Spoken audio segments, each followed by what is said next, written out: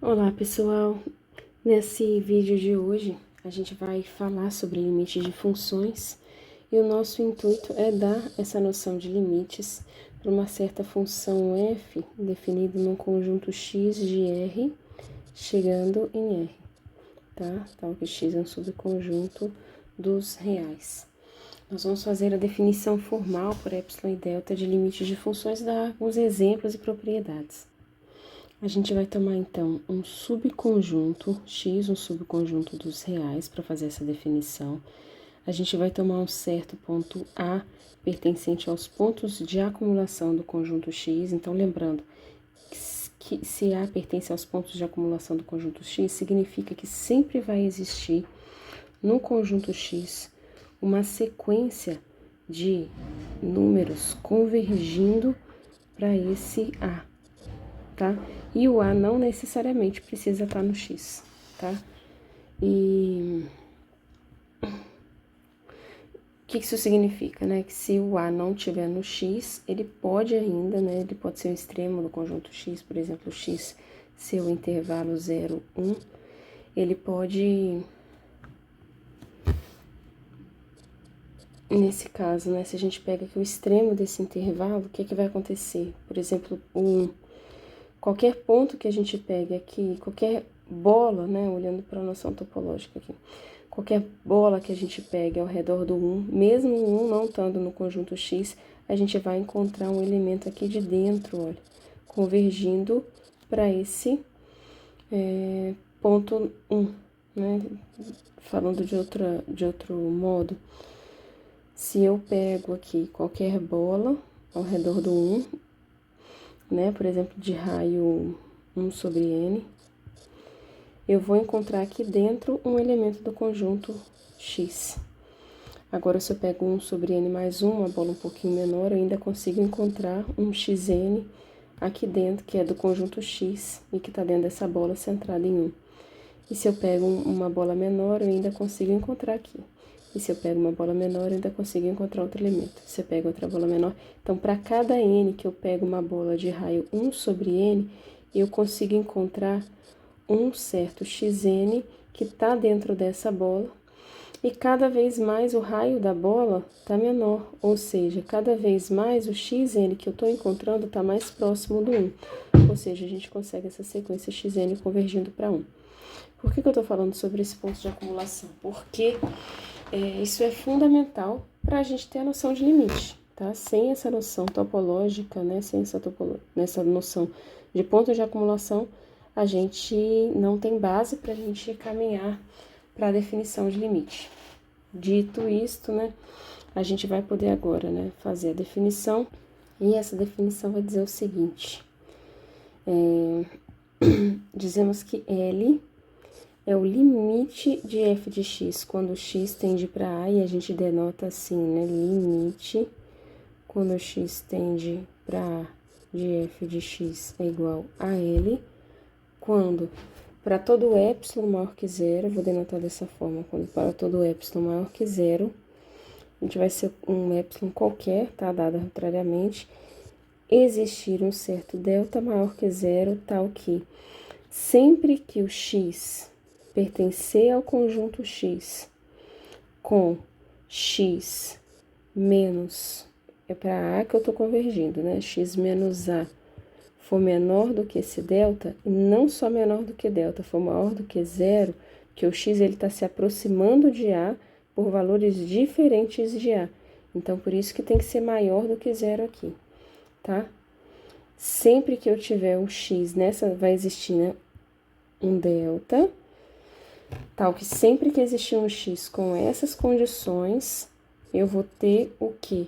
Eu vou ter que f de x menos L vai ser menor do que epsilon, tá? Então, para todo epsilon, eu encontro um delta, tal que eu consiga x nessas condições, implicando que o f de x menos L é menor que epsilon. Em outras palavras, eu consigo um delta, tal que para todo x que esteja tão próximo de A, né, menor do que esse delta, né, tão próximo de A assim, implique que o f de x também está tão próximo assim de L.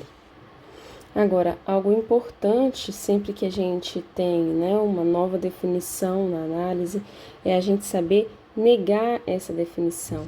O que é dizer que limite de f de x quando x tende a A não é L?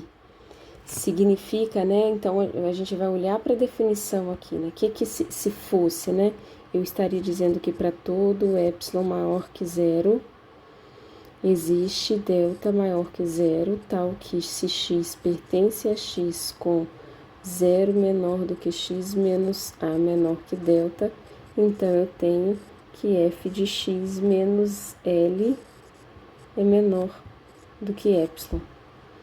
Se eu tenho, se para o limite existir, eu preciso que isso aconteça, para todo epsilon maior que zero, basta um epsilon somente para negar essa frase, tá? Então, para eu negar essa frase, vou colocar aqui a negação. Aqui eu vou colocar definição. Então, para eu negar essa frase, basta existir um epsilon maior do que zero.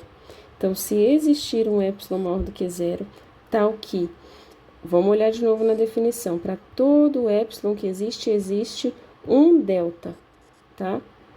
Então, um epsilon que negue tudo que tem daqui para frente, para esse tal epsilon aqui de baixo, não pode existir nenhum delta, tá?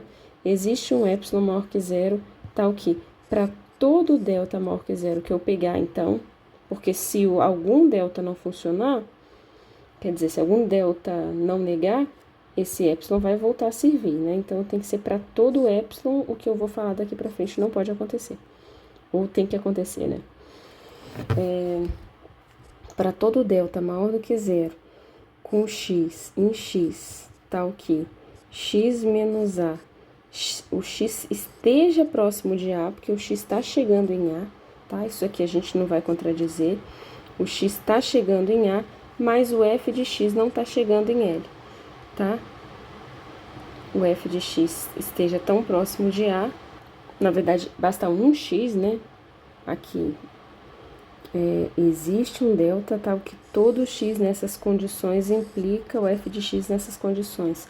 Aqui, para todo delta, eu encontro um x0 nessas condições que nega essa afirmação aqui. Então, para todo delta maior que zero, existe um x0 em x nessas condições, tal que o f desse x0 menos L é maior do que epsilon. Epsilon aqui.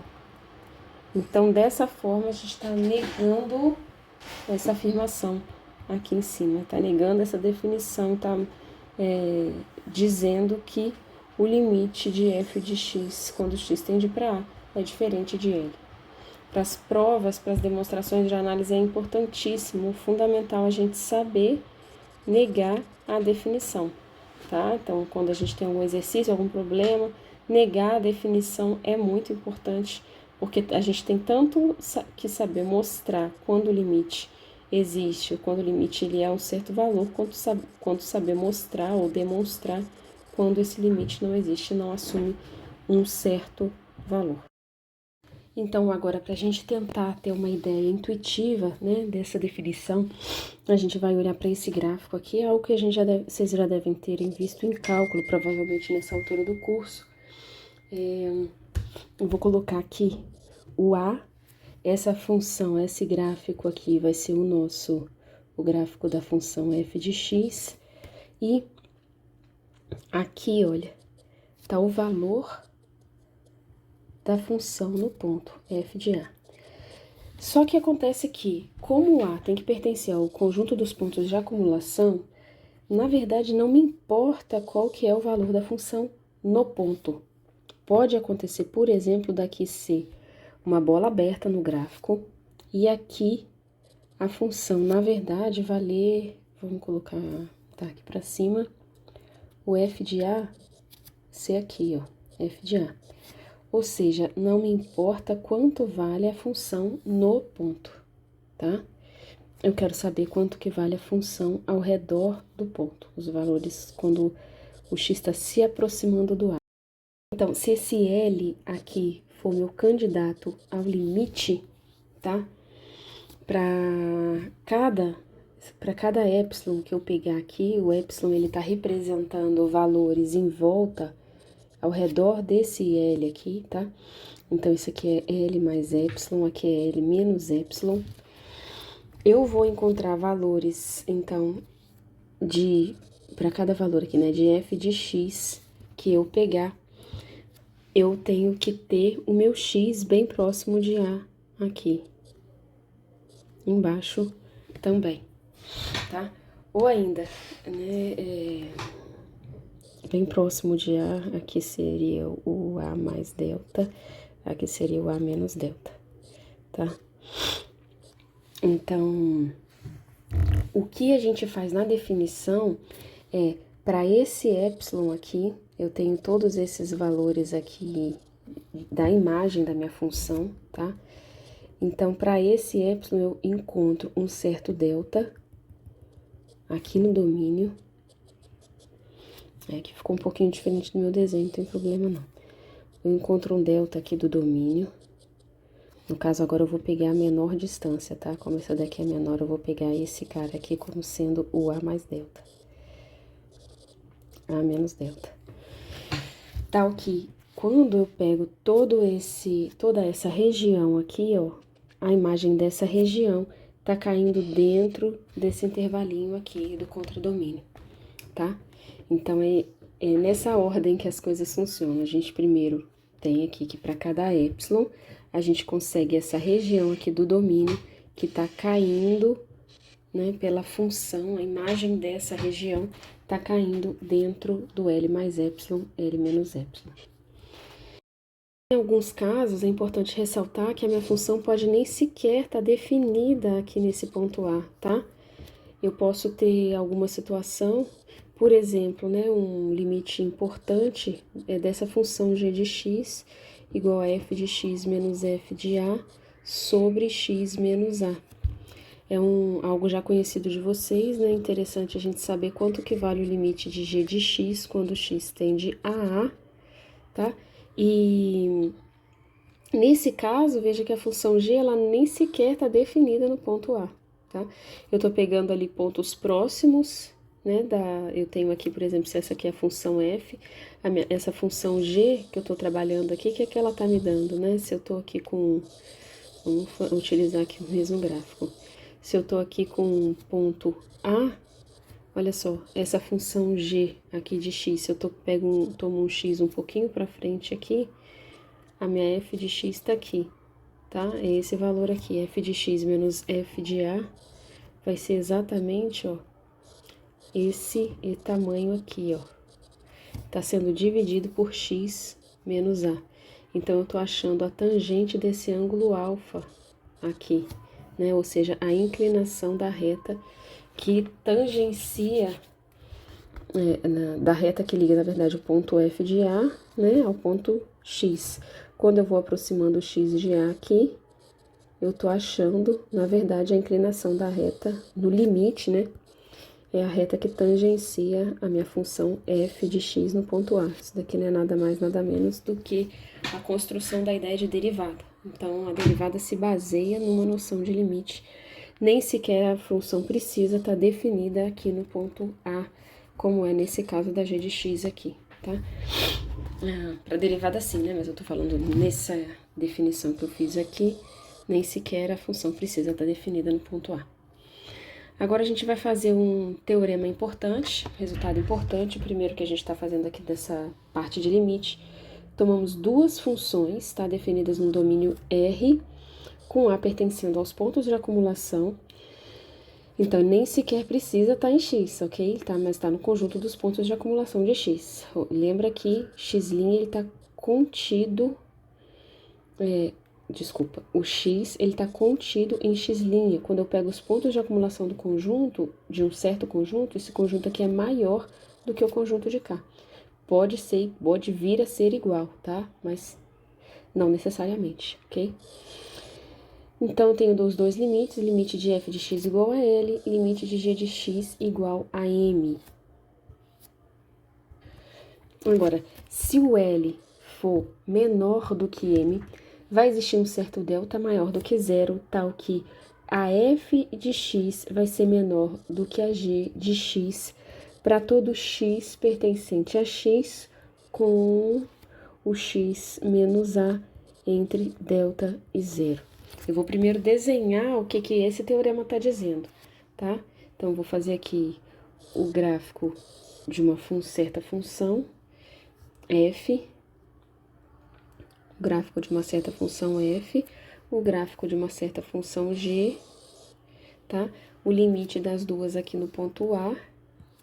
Então, vou traçar aqui o ponto A. O que ele está dizendo é o seguinte: se o limite, quando x tende a A, da minha... Vamos lá, essa daqui é g de x, essa daqui é f de x. Aqui, olha, o da f é igual a L, o da g é igual a M. Então, se a gente tem aqui, ó, L menor do que M, tá? L aqui menor do que M, o teorema tá dizendo que vai existir aqui um certo, vamos diminuir aqui, um certo pedacinho aqui ao redor de A, tá? Um certo intervalinho aqui. Tal que nessa região, pelo menos, as duas funções permanecem uma maior que a outra, a g maior do que a f.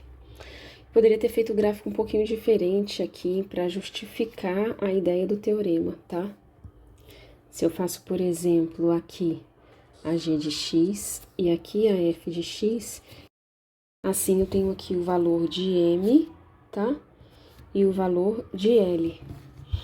Então, eu vejo o seguinte, né? O que o teorema está dizendo? Que vai ter que existir aqui, se as duas funções, né? Se a f e g, né, são tais que o limite quando x tende a L, o limite quando x tende a da g é M, então vai precisar de existir esse intervalinho aqui, né? Onde não necessariamente o x igual a isso precisa acontecer, mas quando o x se aproxima de a desigualdade vai ter que se manter, né? Então, se o limite da g é M maior do que L, então vai ter que existir um intervalinho. Aqui é bem característico esse desenho, né? Bem próprio esse desenho. Aqui, ó, exatamente nesse intervalo aqui, ó, para qualquer x que eu tome aqui dentro, observe que a g ainda está se mantendo maior do que a f, ok? Como que a gente faz para mostrar isso? Para mostrar isso, a gente vai fazer o seguinte: eu vou ampliar o desenho aqui, tá? Como o M e o L, eles são diferentes um do outro, né? O M, ele é maior estrito do que o L, não vale se eu colocar M maior ou igual do que L, senão não consigo fazer essa passagem aqui da demonstração. O que eu vou fazer? Espera aí que eu vou diminuir a caneta. Eu vou pegar aqui o ponto médio dos dois. Quanto que vale esse ponto médio aqui? Esse ponto médio vale M menos L sobre 2. M menos L sobre 2, na verdade, é essa distanciazinha daqui até aqui. Então, essa distanciazinha daqui até aqui, eu vou chamar ela de epsilon, tá? Então, vamos pegar uma cor diferente de caneta. Tá, tem que ser roxa. Aqui também vai ser epsilon, então aqui também vai ser epsilon, e esse pedaço aqui também vai ser epsilon, tá? Então, vou pegar aqui, ó, esses dois intervalos vão ser disjuntos quando eu pegar um epsilon igual a esse tamanho. Olha, M menos L dá essa parte todinha aqui, sobre 2 dá a metade, tá? Então, tô pegando o epsilon desse tamanho. Quando eu defino esse intervalo aqui e aplico ele aqui na definição de limite, nessa definição de limite aqui, tá? Aquela função vermelha G daqui, o que vai acontecer? Pela definição que a gente viu lá em cima, vai ter que existir um certo intervalo lá no domínio, vamos fazer de vermelhinho, um certo intervalinho lá do domínio, tal que qualquer x que eu pegar nesse intervalinho, as funções g de x vão estar caindo aqui dentro. Então, vamos lá pegar qual é esse intervalinho.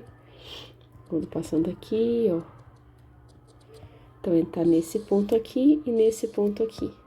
Então, a gente desce agora aqui. Pela definição de limite, eu sei que dentro desse intervalinho, ou seja, vai existir um certo, aqui A mais delta, A menos delta. Vamos chamar esse delta de delta 1, que foi o primeiro que a gente tá achando, tá? Qualquer x que eu pego aqui dentro, a g de x tá caindo nesse intervalo roxinho aqui, tá? Agora, a mesma coisa eu consigo para L, né? Pela outra definição de limite, quando eu determino, né, esse epsilon aqui, tomo esse epsilon, eu também vou achar um certo intervalo aqui, ó, esse traço do meio aqui é igual, né? Um certo intervalo aqui, lá no contradomínio. Aqui, ó, agora é a da azul. Um certo intervalo lá no contradomínio, aqui, que ela tá passando na azul, aqui que ela tá passando na azul. Aqui, nesse intervalo aqui no contradomínio, observa que qualquer valor de x que eu tome nesse intervalão aqui, ó, tá? Eu vou chamar aqui A menos delta 2, A mais delta 2. Se eu pego um valor de x aqui, tá? Um x aqui dentro, e olho lá pra cima, ó, venho lá pra cima. O desenho ficou muito apertadinho, mas espero que vocês dêem pra entender. Eu tô caindo dentro dessa região aqui, ó, tá vendo? Dentro dessa região aqui, ou seja, a imagem desse ponto aqui, ó, tá pra baixo desse meio. O que eu quero no final das contas com isso? Eu quero que nesse intervalo vermelho, todo mundo caia aqui, a imagem caia sempre aqui nesse intervalo vermelho. E todo mundo que tá nesse intervalo azul aqui, ó, a imagem cai aqui, dentro desse intervalo azul aqui. Ok? É isso que eu tô querendo construir com a minha demonstração, no que eu tô mostrando a ideia do que a gente vai fazer ainda. Então, para escrever essa demonstração... Ah, não. Antes de escrever, vamos concluir o seguinte, né? Aqui eu achei dois deltas, né? Um delta 1 e um delta 2, pela definição. Quando eu pego um x aqui dentro desse menor intervalo, que é o intervalo vermelho, em particular, o que eu falei que está acontecendo nesse intervalo grande aqui para f de x, também vai acontecer dentro do intervalo vermelho. Então, eu tomo o menor delta dos dois, e eu sei que qualquer x que eu pegue aqui dentro, a f de x vai estar caindo nesse intervalinho aqui de baixo, e qualquer x que eu pegue aqui dentro desse intervalo vermelho, a minha g de x vai estar caindo dentro desse intervalo vermelho aqui em cima. Ou seja, o que eu vou concluir com isso? Que a f de x é menor do que g de x sempre que eu pego zero menor do que x menos a menor do que delta, tá? Então, eu acho o delta, tirando o menor delta nessas duas definições aqui. Então, é isso que eu vou só escrever, tá? Então, das duas informações que eu tenho, eu vou escrever qual que é a definição para construir a minha demonstração. Por essa hipótese aqui, né, eu tenho que, para todo epsilon maior do que zero, existe um certo delta maior que zero, tal que se x tá em x e x menos a for menor do que delta maior do que zero, então f de x menos f de a, menos L aqui, né? Menos L vai ser menor do que epsilon, tá? Depois eu separo aqui o delta 1 e delta 2. O caso, né, de limite de g de x ser igual a m, quando x tende a A, significa que para todo epsilon maior que zero que eu tomo, existe um certo delta maior do que zero, tal que se x está em x e x menos a menor que delta, então g de x menos m vai ser menor do que epsilon, tá? Então, eu vou tomar um epsilon para as mesmas duas definições. Então, ó, tomando epsilon igual a m, que é o maior, menos L sobre 2, do jeito que a gente fez lá na definição para conseguir separar, né? Se aqui tá o m e se aqui tá o L, eu quero que o epsilon separe, seja esse tamanho aqui, né? Então, tomando o epsilon igual a menos m menos L sobre 2, isso daqui vai ser maior que zero, porque m é maior do que L, e ele tem que ser estritamente maior, né? Repetindo. Por 1, né? pela definição 1 aqui, né, vai existir um certo ΔI, tal que f de x menos L é maior do que epsilon, menor, né, desculpa, do que epsilon, se x menos a for maior do que 0 e menor do que esse ΔI. E por 2, né, por 2, que é aqui o meu 2, vai existir um certo ΔI, tal que a g de x menos m vai ser menor do que epsilon, sempre que o x menos a for menor do que esse ΔI, tá bom? Só que tem uma outra forma da gente reescrever isso aqui, tá? Eu posso escrever isso aqui, olha, dizendo que vai ser mais conveniente para mim, tá? Que a f de x, ela é maior do que L menos epsilon e L mais epsilon, tá? Por módulo a gente consegue ver isso. E aqui é a mesma coisa, vai ser mais conveniente eu mensurar essa g aqui, que é menor do que m menos epsilon e m mais epsilon, tá? E aí, o que acontece? Para ΔI isso daqui acontece, para ΔI isso aqui acontece, mas o que eu quero ver mesmo é o quê? O que eu quero concluir é que a f de x seja menor do que a g de x para algum delta único aqui. Como a gente viu aqui, né, tinha dois intervalos, esse intervalo aqui azul e esse intervalo aqui vermelho, só foi na ideia do exercício, ok? A ideia era a gente pegar o menor delta onde as duas situações fossem satisfeitas. Então, aqui é a mesma coisa que a gente vai fazer. Então, tomando ΔI igual ao menor entre o ΔI e o ΔI, por exemplo, se esse aqui é menor, tá? Para um delta menor, se eu estreito mais esse intervalo aqui, se eu diminuo esse intervalo aqui um pouco, isso aqui vai continuar sendo satisfeito, ok? Então, quando eu tomo o mínimo, os dois são satisfeitos para esse ΔI aqui. É essa a ideia de tomar o mínimo, ok? Então, com isso aqui, o que vai acontecer? Eu tenho que tanto asterisco, como 2 asterisco acontecem, né? Mas observa aqui só uma coisa. Quem que é L mais epsilon? L mais epsilon é igual a L, o epsilon tá aqui, né? M menos L sobre 2, mais M menos L sobre 2. Eu vou colocar multiplicar por 2, dividir por 2. Isso daqui vai ser igual a 2L mais M sobre 2. E quem que é M menos epsilon? É M menos, tá aqui, ó, M menos L sobre 2. M menos L sobre 2. Então, isso daqui é igual, vou multiplicar e dividir por 2 aqui, 2M menos M, vai dar M, esse menos com menos aqui, mais L sobre 2.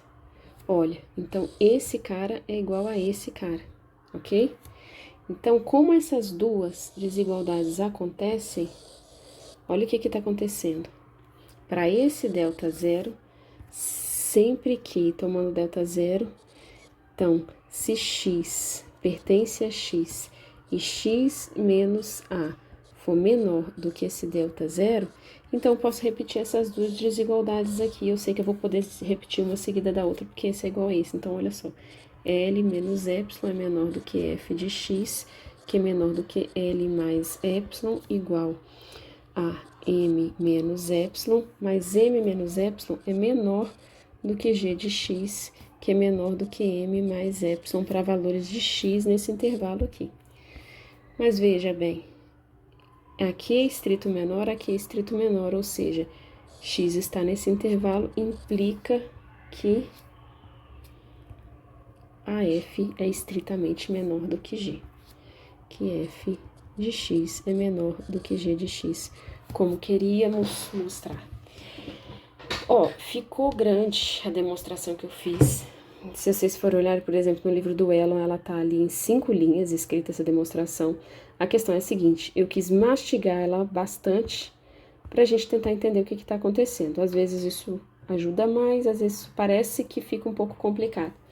Mas a ideia é a gente tentar refazer essa ideia umas 2, 3 vezes para tentar entender o que está acontecendo. E entender o mecanismo da coisa. Essa ideia de demonstração a gente consegue utilizar ela em muitos problemas. Agora, vendo aqui o primeiro corolário desse teorema, a gente tem o seguinte: se o limite de f de x é igual a L e menor do que o m, então vai existir um certo delta zero, tal que essa função aqui vai ser menor do que m para todo x aqui nesse intervalo, sempre que módulo de x menos a tiver entre 0 e delta. Vai existir um delta para essas condições. Por que isso daqui está como um corolário daquele teorema? A gente pode observar o seguinte, tá? Se a gente pegar uma função constante g de x constante igual a m, a gente com essa g aqui já cai no teorema anterior, tá? Comparando essa g e essa f aqui, a gente cai no teorema anterior, por isso que ela tá como corolário. Porque observa o seguinte, para qualquer x que você tome, para qualquer valor, né? Então, eu tomei esse a aqui, tá? Essa g de x aqui, ela tá definida e ela é igual a m. Então, eu tenho que o m é menor do que L e a g de x, tá? Tá g aqui, né? Que eu tô querendo falar. A conclusão que a gente vai chegar é que essa g de x é sempre maior do que a f de x pelo teorema 1, né? Vai existir esse delta aqui nessas condições, mas a g de x ela é constante igual a m, então eu chego na conclusão do corolário. Então, o corolário tá aqui porque basta eu pegar uma função constante aqui igual a m e eu caio nas mesmas condições do teorema, tá? Então, esse é um caso particular. Agora, esse segundo corolário, ele diz o seguinte: se eu tenho, então, o limite de f de x igual a L, o limite de g de x igual a m, e a f de x menor ou igual do que g de x para todo x pertencendo ao conjunto x menos a, o que vai acontecer? Eu vou ter que esse limite aqui necessariamente vai ter que ser menor ou igual do que esse limite aqui. Então, ele vai ser menor ou igual do que m. Como que eu caio no teorema 1? Como que eu uso o teorema 1, né, para chegar nesse corolário aqui? Pela contrapositiva. Observa que aqui a gente está indo de trás para frente. Eu estou chegando em algo que é parecido com a conclusão do teorema, menor ou igual, né? Então, para a gente provar, a gente supõe que f de x é maior do que g. Ó, a gente supõe o contrário aqui, desculpa. Então, ó, eu tomei no corolário, a gente está saindo da f de x menor ou igual do que g de x e chegando que L é menor ou igual do que m. Então, ó, eu vou supor o contrário na minha tese, tá? Então, suponha, por absurdo, que m seja menor do que L. Se m é menor do que L, nessas condições aqui, pelo teorema 1, o que vai acontecer? Vamos voltar lá no teorema 1. Teorema 1, ó, eu tenho os dois limites, igual eu tenho no corolário, e tenho aqui, no caso, o contrário, m menor do que L. Então, vai existir um certo delta, tal que, quem que é menor do que quem? Se aqui trocou, aqui também trocaria, né? A G seria menor do que a F. Então, vamos lá no corolário. Então, ó, se M for menor do que L, pelo teorema 1, existe um certo delta maior do que zero, tal que, se x está em x, com x menos a entre 0 e esse delta aqui, eu tenho que aqui a trocou, né? Então, aqui a g de x é menor do que a f de x. Só que aqui tá dizendo o contrário, né? Essa não é a hipótese. Então, se isso aqui não acontecesse, né? Se isso aqui não acontecesse, pelo Teorema 1, necessariamente a g de x tinha que ser menor do que f. Só que isso é um absurdo, porque qual que é a hipótese? A hipótese é que a f de x é menor ou igual do que a g de x. Tá claro? Com esse corolário, eu vou encerrar esse vídeo, pra gente não ficar com vídeos muito longos. E no próximo vídeo eu posto para vocês outros teoremas importantes que são consequência dessa definição de limite, tá? Como, por exemplo, o teorema do sanduíche, a unicidade do limite, caracterização de limite por sequência. Aí são outros resultados que a gente vai ver nos próximos vídeos. Até mais, pessoal. Bons estudos!